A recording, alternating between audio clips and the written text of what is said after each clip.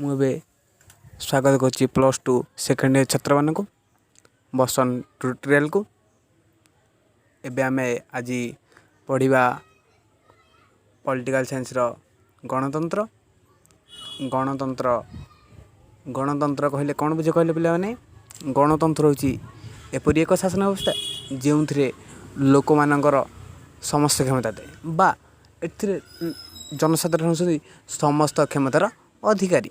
Okay आस आम भितर को विषय भितर को जीवा गणतंत्र अर्थ कौन। गणतंत्र एभरी बहुल व्यवहृत शब्द जे यार अर्थ व्याख्या करने आवश्यक अनुद माने गणतंत्र हूँ एपरि एक शासन व्यवस्था जो व्याख्या करने असंभव कहते। ग्रीक शब्द गणतंत्र डेमोक्रेसी और क्राटियस रु सम्मानित शब्द माने सम्मिलित बा आम कहे ड्रेमोस और क्रासिया बा यहाँ हूँ डेमोक्रेसी शब्द रू आसी अच्छी। ड्रेमोस अर्थ हूँ जनसाधारण क्रासिया अर्थ क्षमता। ओके हूँ आमर अर्थात जनसाधारण द्वारा परिचय शासन हेले गणतंत्र। राष्ट्रविज्ञान जनक अरिस्टोटल आमर पॉलिटिकल जनक कहते कि पॉलिटिकल जनक कहते अरिस्टोटल। अरिस्टोटल मतरे जदि गणतंत्र एक कौन सुजनतंत्र बा निकृष्ट रूपांतर आधुनिक काल रे कु गणतंत्र को समस्त शासन व्यवस्था मध्य श्रेष्ठ शासन कौन कही गणतंत्र ये अरिस्टोटल कही गणतंत्र हूँ एक शासन व्यवस्था श्रेष्ठ शासन जो प्रकृत क्षमतार अधिकारी। ओके आमर केतोटी संज्ञा प्रदान कर देखा संज्ञा गुड़िक लॉर्ड ब्राइस मतरे जो सरकार शासन क्षमता कौन निर्दिष्ट श्रेणी लोक हाथ न रही समग्र गोष्ठीर सदस्य हाथ थाए आईनतः न्यस्त थाए ताकू गणतंत्र कहुए। कौन कहले एठी आमर लॉर्ड ब्राइस कहले जो गणतंत्र शासन व्यवस्था कौन व्यक्ति पाख न रही बा गोष्ठी पाख रही से न्यस्त थाए ताहले आम गणतंत्र कहवा। ओके राजनीतिज्ञान सिली कौन कहले जो सरकार प्रत्येक से अंश बा भागीदार थाए आम जो कहे अंश आम ग्रहण कले भोट देले से गणतंत्र किए कहले आमर सिली कहले। ओके आउ अमेरिकार पूर्वतन राष्ट्रपति किए अब्राहम लिंकन गणतंत्र हूँ लोक द्वारा लोक एक शासन व्यवस्था। ओके ये किए कहते आमर अब्राहम लिंकन पिला यहाँ भल देखिए मन रखिए। ओके एक मार्क आसूँ लंग क्वेश्चन पढ़ले लिखिपारे। ओके गणतंत्र को आम गणतंत्र को आम दी भाग विभक्त करते।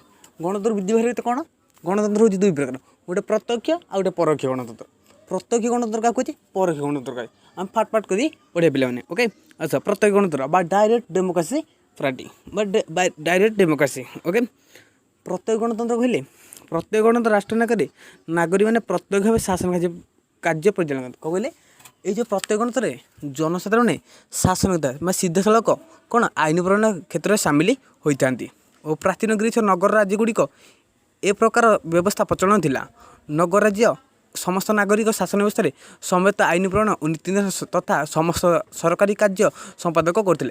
कौन कहले ये कहले जे माने जो नगर राज्य आगुरी पूर्व माने छोट छोट राज्य मानक यही व्यवस्था चलूला ए बा जो राज्य मानक चलता कम माने ये जनसंख्या कम थी।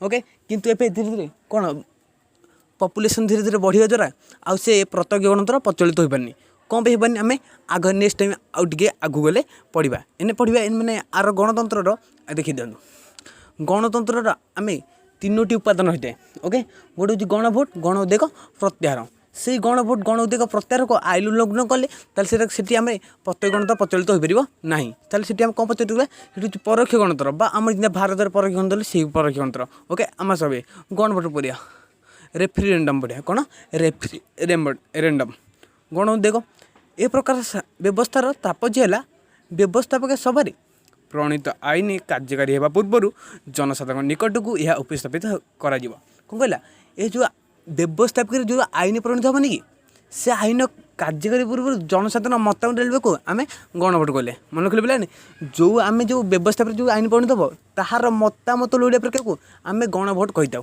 ओके गणभोटर माध्यम जनसाधारण द्वारा गृहीत होगापर कार्यकारी होता है यह कौन जनसाधारण स्वीकृति देले ताहले आम ताहले यहाँ कौन कार्यकारी हम या बाध्यतामूलक जनमत संग्रह कहुए। यही व्यवस्था फल व्यवस्था सभ्य मैंने मुख्य मनमुखी आईन प्रणयन करें जमी आम परोक्ष मनमुखी शासन चलती सेमती चल पार ना। ओके गण उद्योग इंटिमिडेट जिते बड़े लोक मैंने କୌଣସି ଆଇନ ପ୍ରଣୟନ ଆବଶ୍ୟକତା ଉପଲବ୍ଧ କରନ୍ତି ସେତେବେଳେ ଏହି ପନ୍ଥା ଅନୁସରଣ କରିଥାଏ।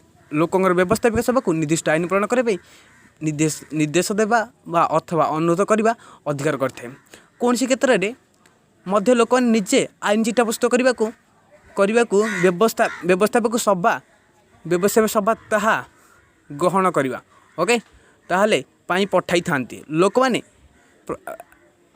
ପ୍ରଣୟନ ପ୍ରାଥମିକ ଉପରେ କରିଥିବାରୁ କ'ଣ କହିଲା ଗଣ ଉଦ୍ୟୋଗ ନାଗରିକ ସିଧାସଳଖ ଆଇନ ପ୍ରଣୟରେ ଯଦି ଏଠାରେ ବ୍ୟବସ୍ଥାପକ କୌଣସି ଆଇନ ପ୍ରଣୟ କରିବେ ନାହିଁ ତାହେଲେ ସେମାନେ ଚିଠା ପ୍ରସ୍ତୁତ କରି ବ୍ୟବସ୍ଥାପକ ସଭାରେ ଉପସ୍ଥାପନ କରିଥାନ୍ତି, ଯାହାଫଳରେ ଏଠାରେ ଗଣ ଉଦ୍ୟୋଗ ପ୍ରତିଷ୍ଠା ହୋଇଥାଏ।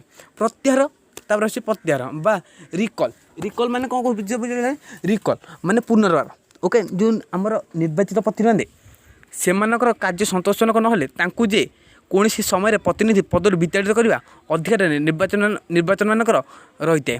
ଏହାକୁ ପ୍ରତ୍ୟାହାର କୁହାଯାଏ। ଏହାକୁ କୁହାଯାଏ ଏହାକୁ ଆମେ ପ୍ରତ୍ୟାହାର କହିଦେଉ। ପ୍ରତ୍ୟାହାର ମାନେ ବୁଝ ପିଲାମାନେ ପ୍ରତ୍ୟାହାର ମାନେ ଯେଉଁ ନିର୍ବାଚିତ ପ୍ରତିମାନେ ଯେଉଁ ଆମେ ଭୋଟ ଦେଉଛେ ସେଇ ଯେଉଁ ନିର୍ବାଚିତ ହେଉଛନ୍ତି ଆମ ଦ୍ୱାରା ସେ ପ୍ରତିନିଧିମାନେ ସେମାନେ ଯଦି ଠିକ୍ ଭାବରେ କାର୍ଯ୍ୟ ତାଙ୍କର ତୁଲାଇଲେ ବା ସମ୍ପାଦନ ନ କଲେ ତାହେଲେ ଆମକୁ କ'ଣ ତାଙ୍କୁ ଆମେ ବିତାଡ଼ିତ କରିବା ତାହାକୁ ଆମେ ପ୍ରତ୍ୟାହାର କହିଥାଉ ଓକେ ବୁଝିଲେ ତ। ଏ ପରୋକ୍ଷ ଗଣତନ୍ତ୍ର ବା ଇନଡାଇରେକ୍ଟ ଡେମୋକ୍ରାସି କହୁଛେ ଯେଉଁ ଗଣତନ୍ତ୍ରରେ ଜନସାଧାରଣ ସେମାନଙ୍କ ପ୍ରତିନିଧିରେ ଆସନ ଗ୍ରହଣ କରିଥାନ୍ତି ତାହାକୁ ଆମେ ପରୋକ୍ଷ ଗଣତନ୍ତ୍ର କହିଥାଉ। ତାହାକୁ ଆମେ କ'ଣ ପରୋକ୍ଷ ଗଣତନ୍ତ୍ର କହିଥାଉ ଓକେ। ତାହେଲେ ସେମାନଙ୍କ କାର୍ଯ୍ୟ ପାଇଁ ଜନସାଧାରଣଙ୍କ ଆଗରେ ତାଙ୍କେ ସବୁବେଳେ କ'ଣ ଦାୟିତ୍ୱ ରହିଥାନ୍ତି ବା ଦାୟିତ୍ୱ ତୁଲେଇଥାନ୍ତି ଓକେ। ପିଲାମାନେ ଆଜି ଏତିକି ଆମେ ପଢ଼ୁଛେ, ନେକ୍ସଟ କ୍ଲାସ୍ରେ ଆମେ ଆଉ ଗଣତନ୍ତ୍ରର କ୍ଲାସ୍ କରିବା ଓକେ।